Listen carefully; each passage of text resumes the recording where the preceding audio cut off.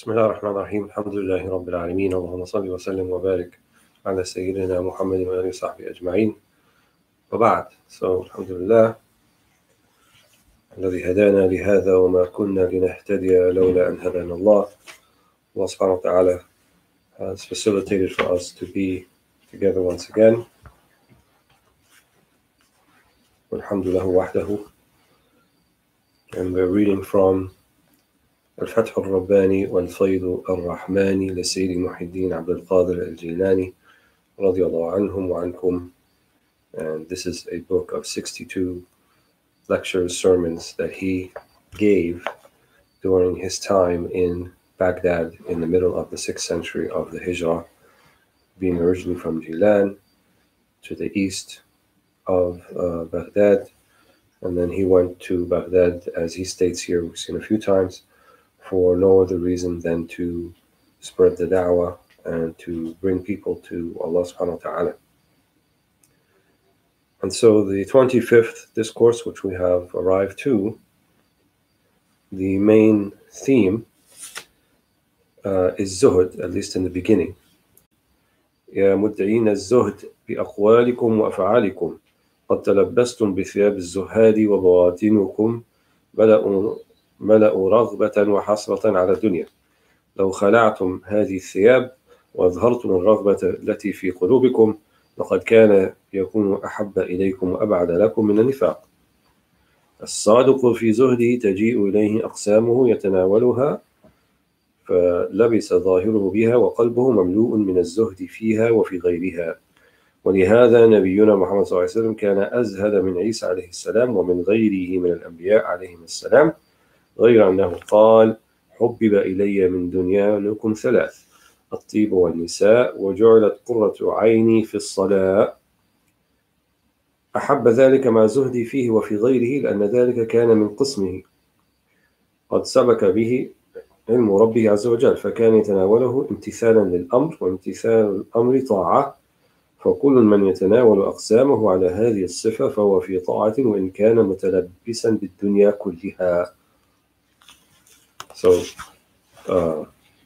again, as we saw in the previous session, Shaykh Abd al-Jilani kind of takes what usually is somewhat of a difficult concept to try to reconcile in terms of what we actually possess and what we have, and then how our hearts should turn.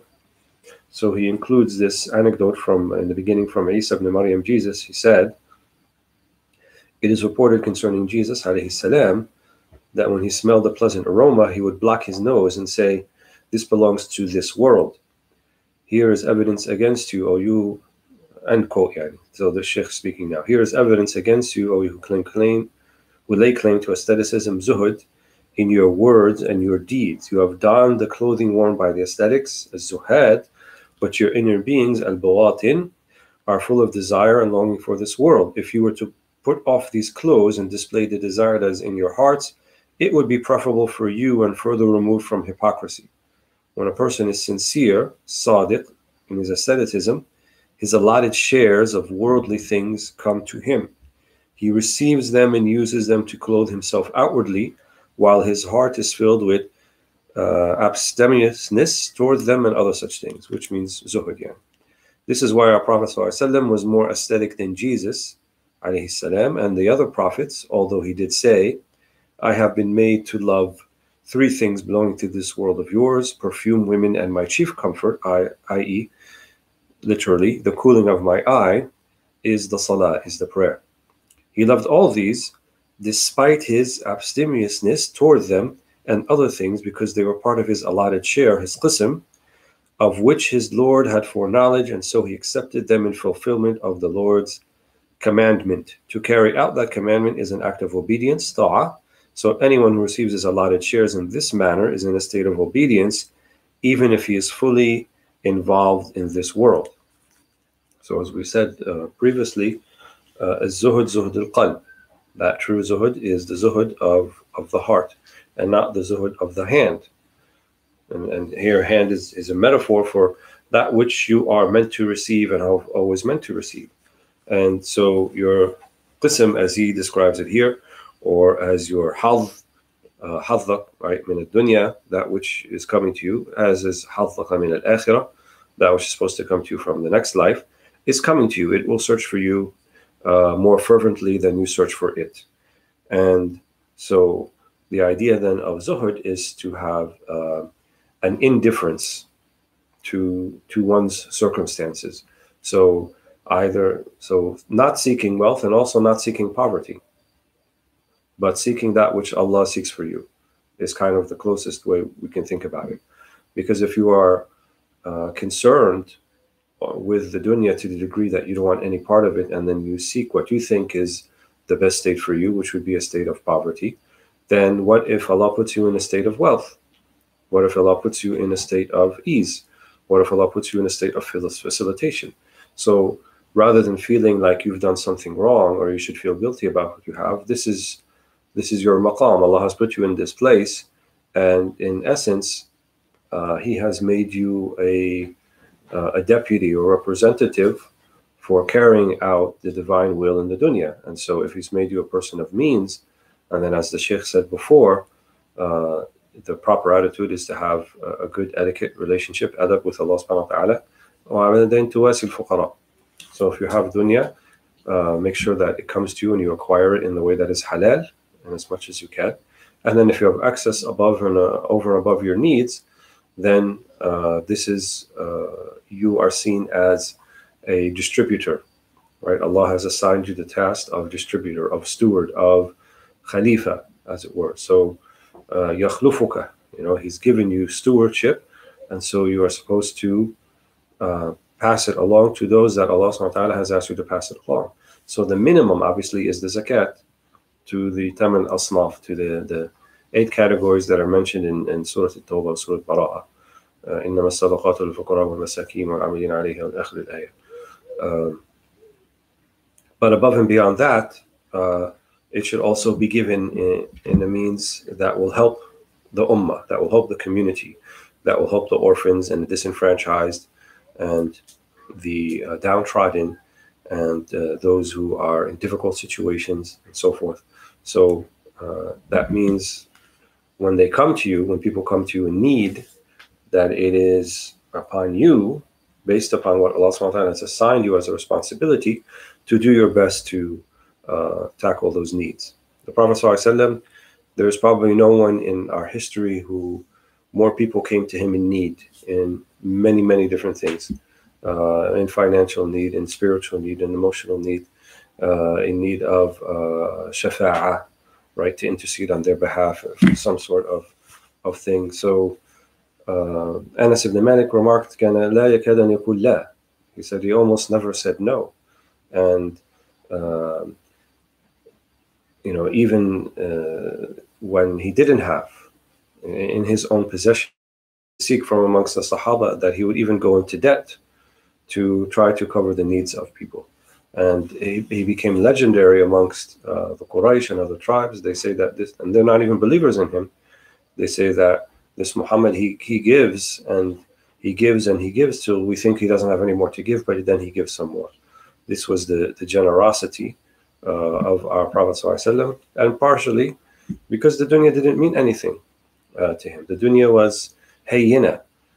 So when you see it as something that is light and not defining, not self-defining, right? Unfortunately, we live in a culture, a society, we've been conditioned to this idea that you are your net worth, and then people then, and even the words that we use, net worth, what you're worth, the value that you have is based upon how much money that you have, and then how much power and influence you can wield as a result of that money.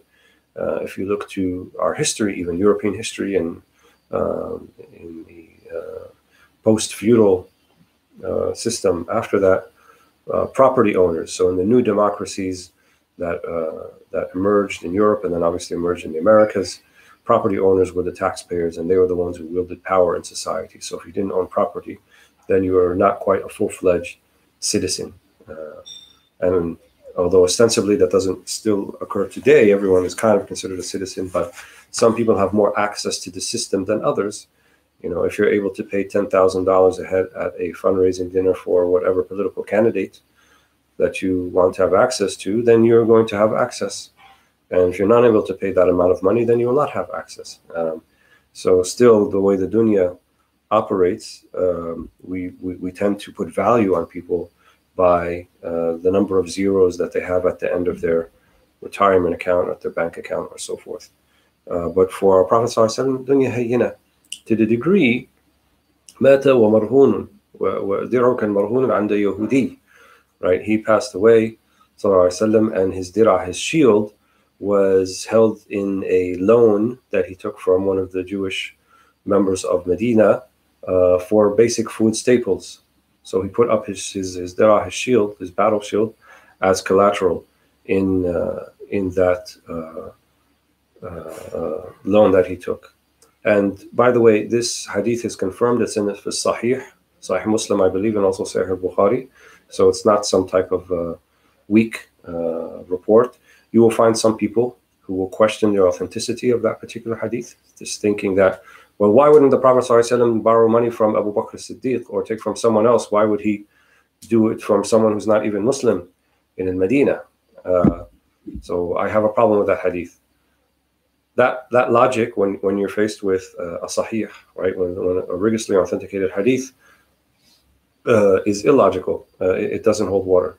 One, because you don't understand the dunya. The dunya doesn't mean anything. It's not an ihana, right? It's not a manqasa. It's not taking away from the stature of our Prophet ﷺ. If anything, it's the opposite. It shows you that the dunya hadi, لو كانت تساوي مثل جناح بعوضة يعني ما ساق الله سبحانه وتعالى فمي كافر أو كما قال. If this dunya even meant like the wings worth of a mosquito or of a gnat, then Allah subhanahu wa ta'ala would not give the disbeliever in him even a drink of water. If that's, the dunya is heavy in weight like this, because they would not be deserving of it for their disobedience to Allah subhanahu wa ta'ala. But the dunya is not that weighty. It's not that heavy in that sense. So that which the Prophet ﷺ did possess of it, he would pass it on.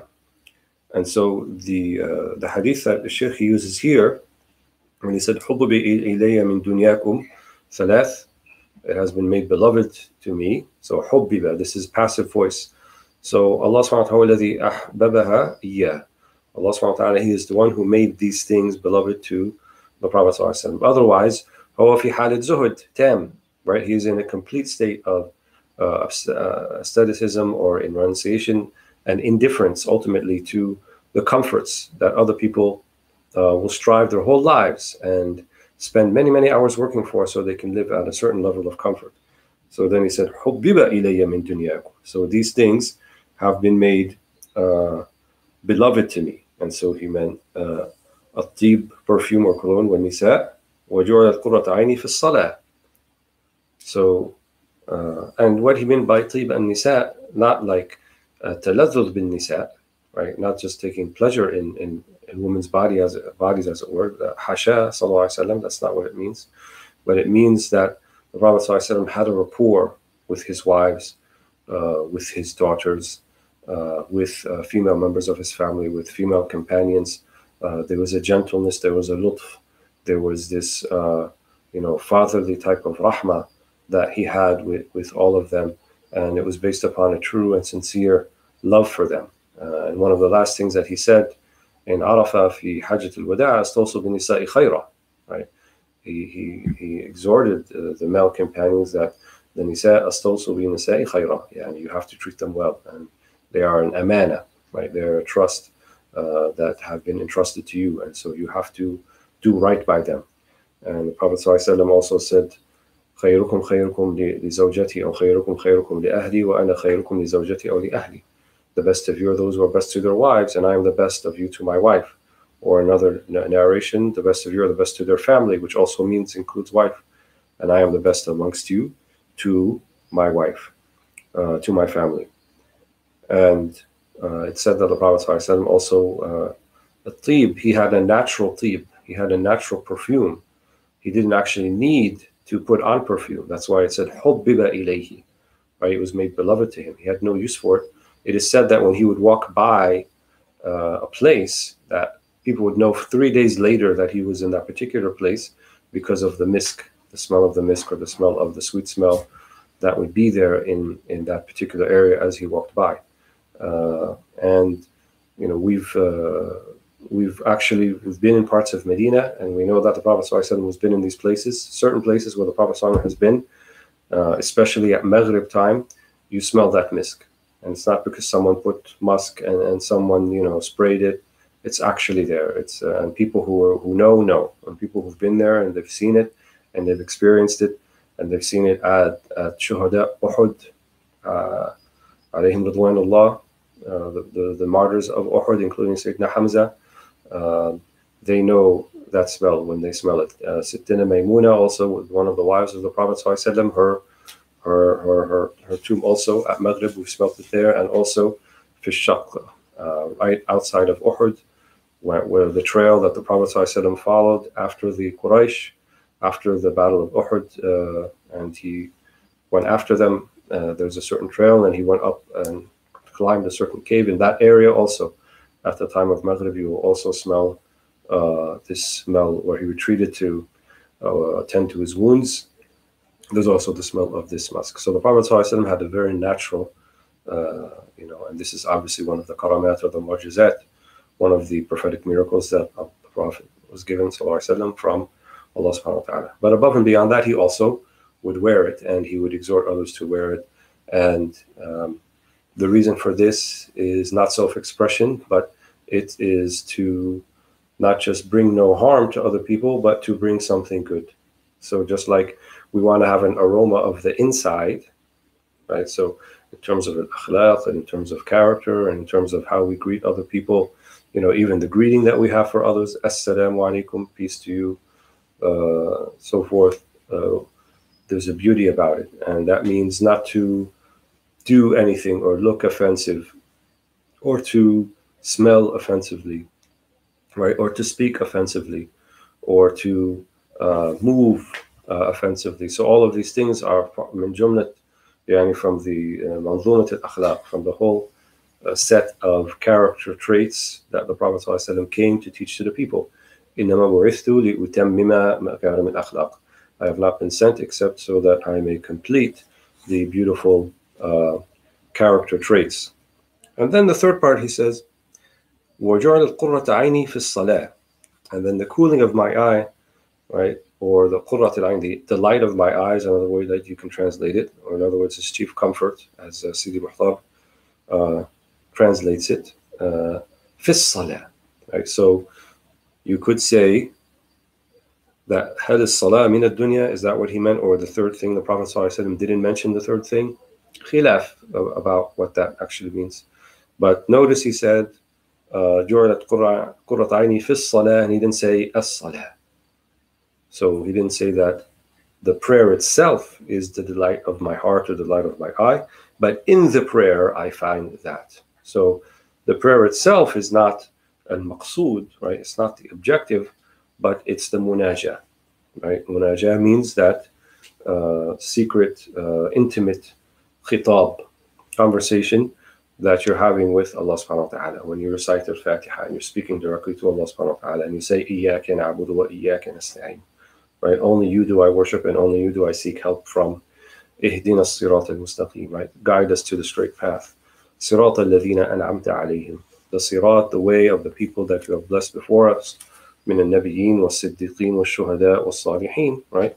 والصديقين هم الأولياء والشهداء هم الأولياء والصالحين هم الأولياء. So you're asking for the path of the awliya. You're asking for the path of the righteous servants amongst Allah subhanahu wa ta'ala that He has recognized as the right path.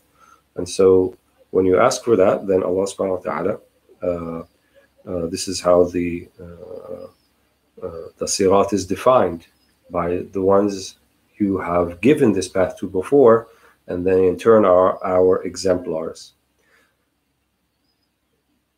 So the Prophet ﷺ loved all of these despite his zuhud, and here Shaykh, he says, because they were part of his allotted share, his qism, right? This is what Allah subhanahu wa ta'ala gave him. This is his aqsam.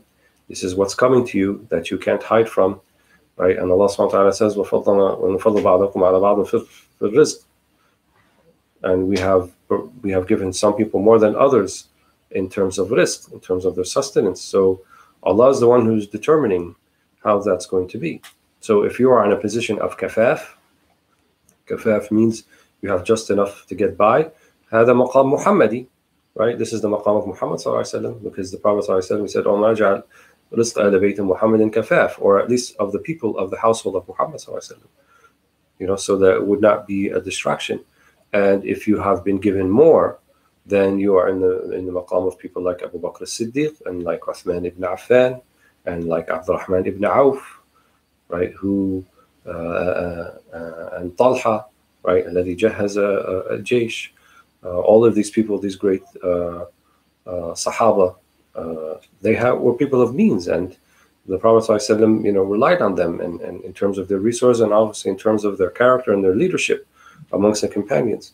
And if you have been given difficult circumstances and you are struggling, then there's also maqam for that too, which was the maqam of the Prophet ﷺ at times, even though his faqr was ikhtiyari. So he chose that particular way of life. He had ample opportunity to do something else, but he was always the one who was providing solace and tasliya lil fuqara wal masakin.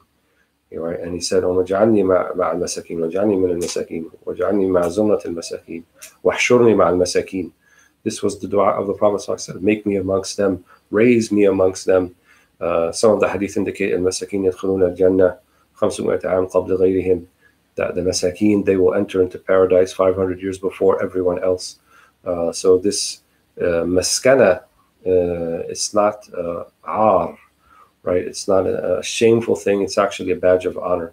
It's honorable, right? To live an honorable, dignified life, to tataharra al-halal, right? In a sense, because you want to make sure that every morsel that enters your mouth and the mouth of your children and the mouth of your spouse and is going to be from the halal, that you have salamat sadr, that you have peace of mind about, and peace of heart, that it's going to be something that will not be from the haram, and then therefore, you know, the tunzi al-barakah, then the blessing will be taken away if it's from haram.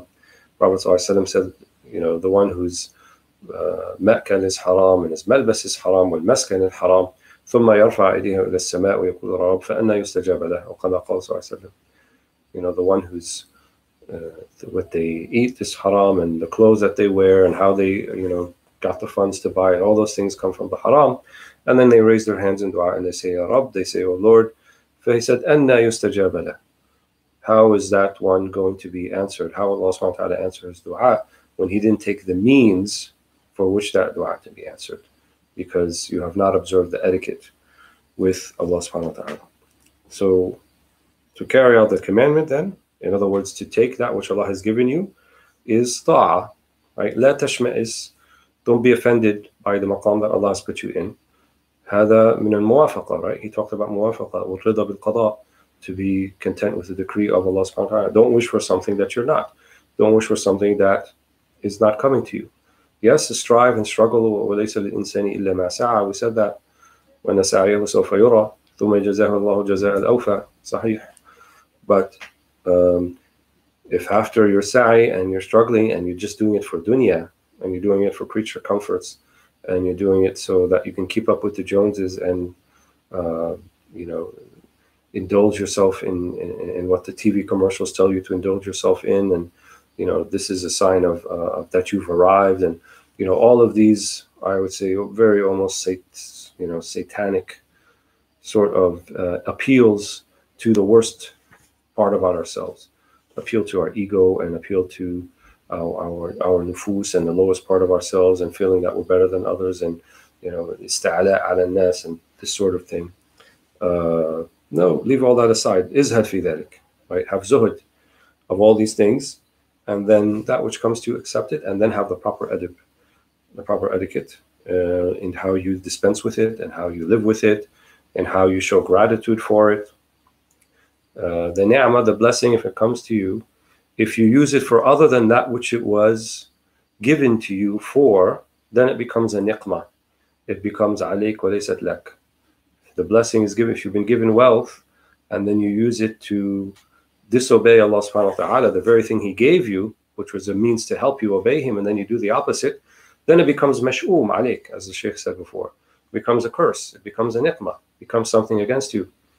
But if you've been given it and you use it in the manner that Allah subhanahu wa ta'ala has prescribed for you, then Allah will give you more. وَلَئِن شَكَرْتُمْ لَأَزِيدَنَّكُمْ. Right? And be confident, have thiqah in that which Allah is going to bring to you.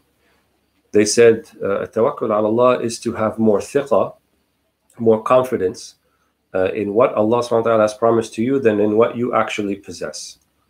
So if you have confidence that you're not going to go to a state of poverty because you have a big 401k or retirement account, and you don't have confidence that Allah subhanahu wa ta'ala huwa al-Razzaq dhul quwwati al-mateen, right? Allah huwa al-Razzaq, and He can give, and even if He takes all that away that you have now, He can still give you something as much as it, or double or triple or whatever. So have more thiqah, have more confidence, more surety, certainty, assuredness and certainty in that which Allah subhanahu wa ta'ala ma huwa fi yadillah. خزائن الرحمن لا تنفد. The treasuries of Ar-Rahman Azza wa Jal لا تنفد. They are never depleted, and it's not a zero-sum game, and it's not everyone's going to get a measured share, and then if this person gets their share, then that's less for me. That's not how خزائن Ar-Rahman work. That's not how the treasuries of Ar-Rahman work. It's unlimited, and it's never depleted. So let's move on to another section.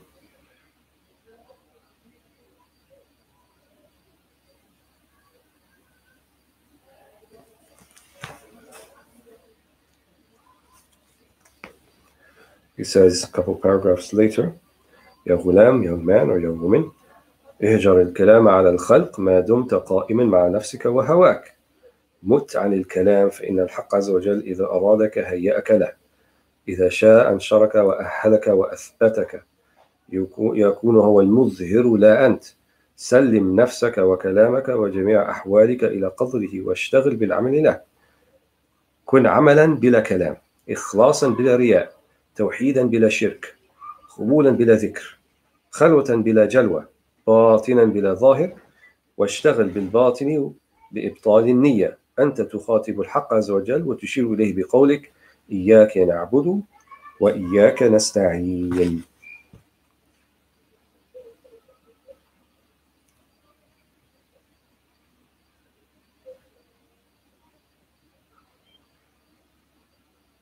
So he says, avoid discussion about creatures as long as you are caught up with your lower self and your passions. Die to discussion, because when the Lord of Truth, Al-Haq, wants you for some purpose, He will equip you for it. When He wishes, He will resurrect you, prepare you, and confirm you. He will be the demonstrator, Al-Mudhir, not you. He will be the one who will make you manifest, who will make you known, if there is a hikmah and irada fi dhalik, right? If there is a wisdom and a will that Allah wants, so you enter into that sort of matter, billah, walillah, wa fillah, wa ilallah, not fi nafsika, wa liqadar nafsika, not for you, not for your own thing, but for Allah subhanahu wa ta'ala. And if that's your attitude in it, then Allah subhanahu wa ta'ala, so yudhiruka, He is the one. Let Him be the one to bring you out, to bring you forth. Surrender your own self, your speech, and everything about you to His power, and devote yourself to working for Him. Be work without words. Kun amalan bila kalam. Right? Just do the right thing. Do the best that you can. It's not important that other people know that you're doing it, or they have an awareness of it, or anything like that. And it's not important for you even to talk about it. And it's even less important for you to talk about it in your head. One of the signs of qubul, of al-a'mal, one of the signs of acceptance of one's deeds, is that one does not continually access it and recollect it within their consciousness. You know, the verse in the Quran that the ishara points to, وَالْعَمَلُ الصَّالِحُ يَرْفَعُ. Al-amal al-salih, and good deeds are raised. So once they are raised, khalas, they're in the data banks of the celestial heavenly realm, and you need not dwell on them anymore. Move on to the next thing. You gave that second or that minute or that hour its haqq, right? You gave it its right that was due to it. Don't dwell on that thing now. Don't dwell on your past achievements. Move on. And Don't define yourself by what you consider to be those achievements.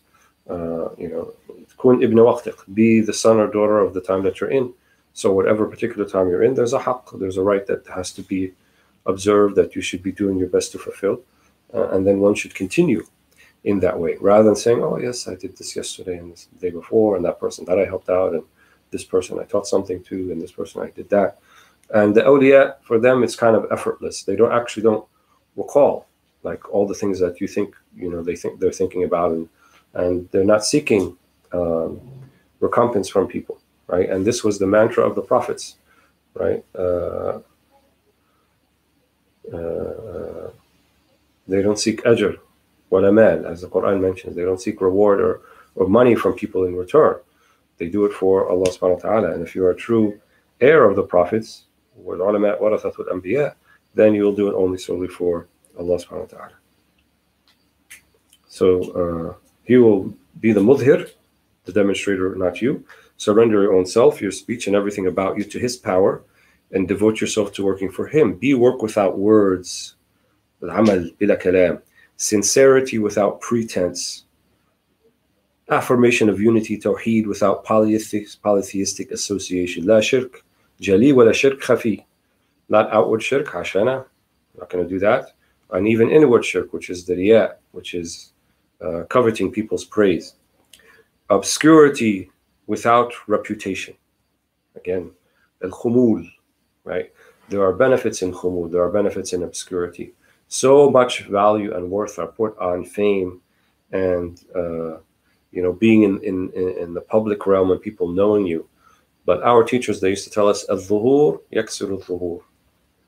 Al-dhuhur, which also means to be out there and known and manifest, breaks the back. So the same word in Arabic for one is a plural and one is a masdar, but the first one, al-dhuhur yaksir al-dhuhur. So being out in public breaks one's back. It's back-breaking, the scrutiny, all of the traps that are associated with that, with being lauded and being famous and people recognizing you and this sort of thing. If you are not prepared, if Allah subhanahu wa ta'ala, if Allah subhanahu, he's not the one who put you out there, then you put yourself in a dangerous place if you're the one who brought yourself out there. And in our system, what used to be the traditional system of knowledge and of knowledge transmission and of mashayikha, right, and of sheikhdom and of passing on mashayikha and passing on being a sheikh and all that sort of thing, it was all a very well-vetted peer review sort of system.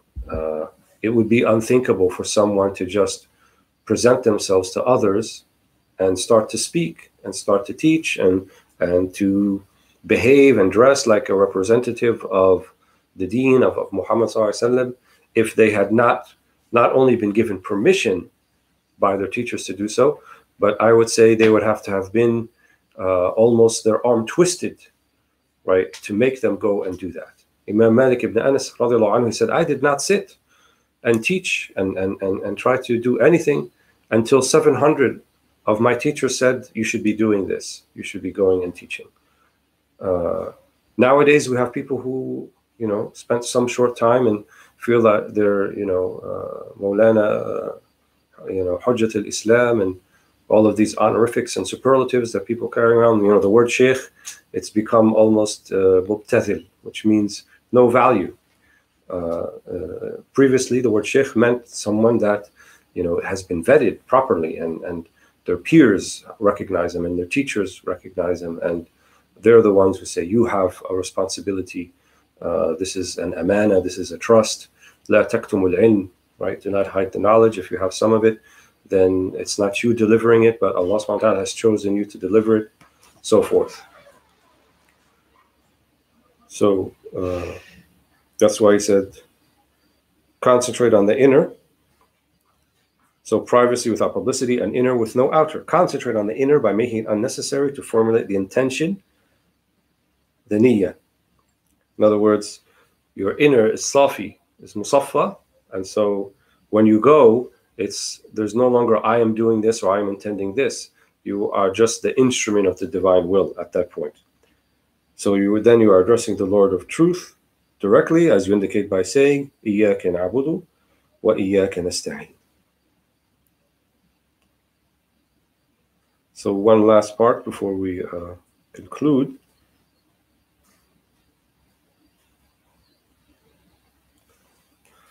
Page 166, the second paragraph. He says, O young man or young woman, purify, safi, your heart by eating lawful food, halal. Then you may get to know, arafta, your Lord, Azza wa Jal. Purify your morsel or your luqma, your ragged cloak, your khirqa, and your heart, then you may become pure. The term tasawwuf, spiritual culture or Sufism, is derived from safa. O you who wear coarse wool or suf, the heart of the Sufis, who is sincere in his tasawwuf, is pure, yasfu, of everything apart from his master, Allah subhanahu wa ta'ala azza wa jal.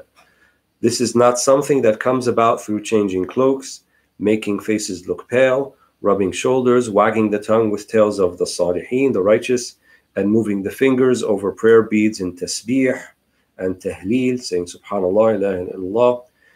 It only comes about only through sincerity, sidq, in seeking the Lord of truth, abstinence from this world, expelling creatures from the heart, and stripping it bare of everything apart from its master. So he's also addressing the would-be sort of mutasawwif, or the would-be Sufis of his time, who took on the outward aspects of that. Some of the outward aspects was this idea of khirqa, and the khirqa was kind of the Sufi cloak. Sometimes it was muraqqa, which means they would take the leftover tailor pieces. So when you made like thing like I'm wearing here, like a jubba or something like that, it would be tailor-made. When you cut cloth, there's going to be strips that are left over. So those things would be thrown away, would be dispensed with. And so some of the mutasawwifa, they would go and get these strips of the cloth and sew them all together and make a cloak out of it. This would be called a muraqqa, right? And it was a symbol of, for a time, a symbol of piety and zuhud and renunciation of the world, and I'm just taking the bare necessities and so forth. And oftentimes it was made of suf, of wool, and wool was the least or the most economical fabric back then, as opposed to linen and cotton and things that were of a silk blend and other sorts of things. So the Shaykh is saying, just because you're wearing a wool garment that's muraqqa'at, that you took from pieces here and there, and you're carrying the sibha, and people look at you and you make your face look like you're like in some sort of esoteric trance because you're in a hadra inside, and so your face looks pale. He said none of that is the true tasawwuf, right? None of that is what we're looking for. That doesn't make you a sadiq. It doesn't give you sidq. What gives you sidq is the three things he mentions: sincerity, seeking the Lord of truth, abstinence from this world, az-zuhd, true zuhd, and ikhraj al-khalq min al-qalb, right? And don't have thoughts and don't have hang-ups and don't have focus on al-khalq, on the creatures of this world. Stripping it bare of everything except its master, except Allah subhanahu wa ta'ala. Alhamdulillahi Rabbil Alameen.